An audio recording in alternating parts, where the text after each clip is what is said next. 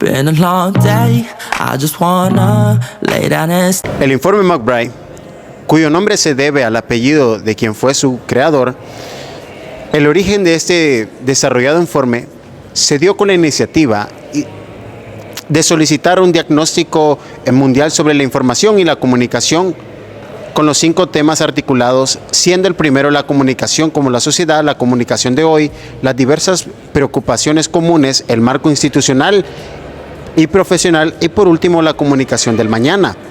En cada una de las cosas que se crean siempre contienen consecuencia y no ha sido de menos este informe. Es por ello que han surgido una serie de consecuencias que a continuación se presentan.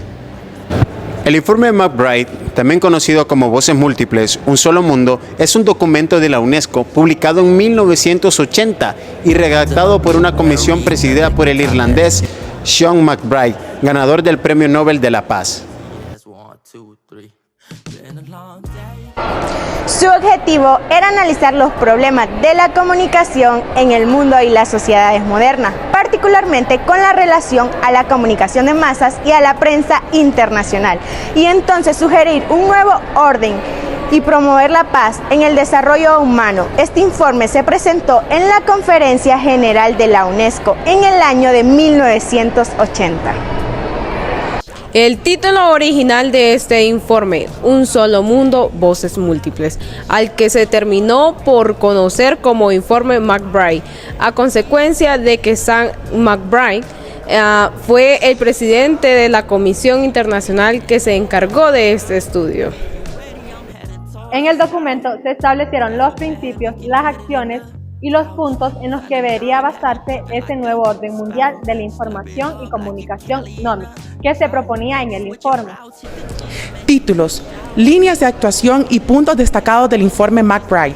Tras presentar en 1980 la investigación desarrollada por la Comisión McBride, los miembros de este establecieron 82 recomendaciones que quedaron divididas en los siguientes títulos: política de comunicación para la independencia y el autodesarrollo, refuerzo de las licencias para las tecnologías apropiadas, nuevas tareas sociales para los medios de comunicación, integración de la comunicación al desarrollo, el recurso de la ética y las normas para la integridad profesional, la democratización de la comunicación, componente esencial del derecho humano, el refuerzo de la identidad cultural para la dignidad humana, el acceso a la información técnica, recursos esenciales para el desarrollo, promoción de la cooperación internacional para los mecanismos adecuados y miembros asociados del desarrollo, todos los actores implicados.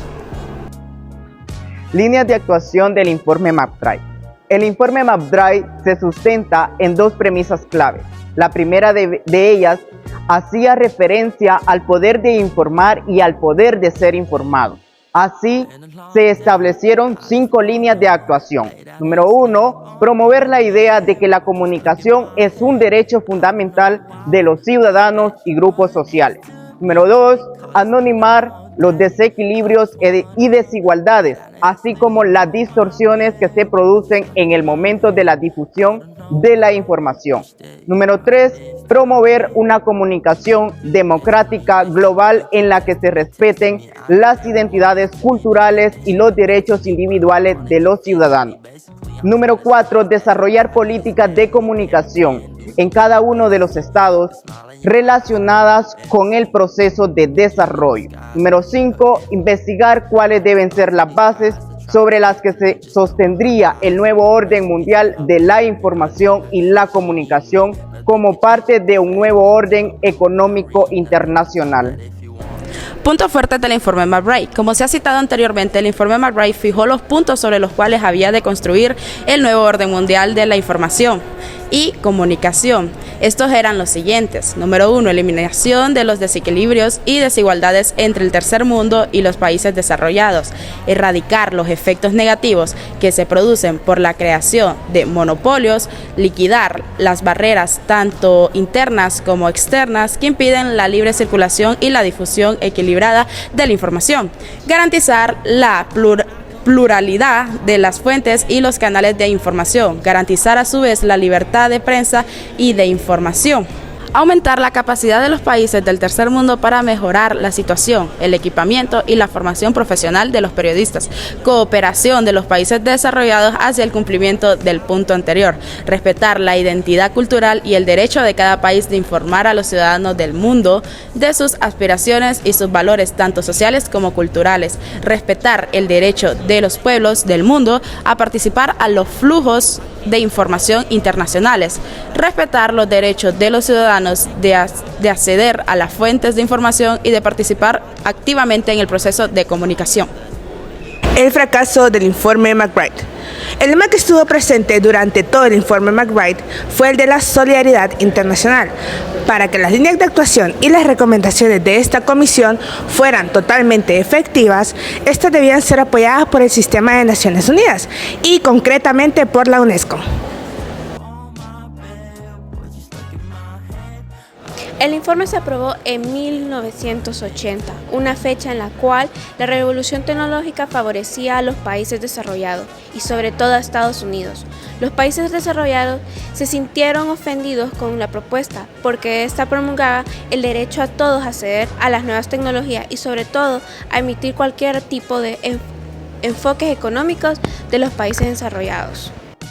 Precisamente con la llegada de Ronald Reagan al gobierno, Estados Unidos se desmarcó totalmente del informe McBride y elaboró un programa de desarrollo con unas pautas de actuación contrario a la ONU y a la UNESCO.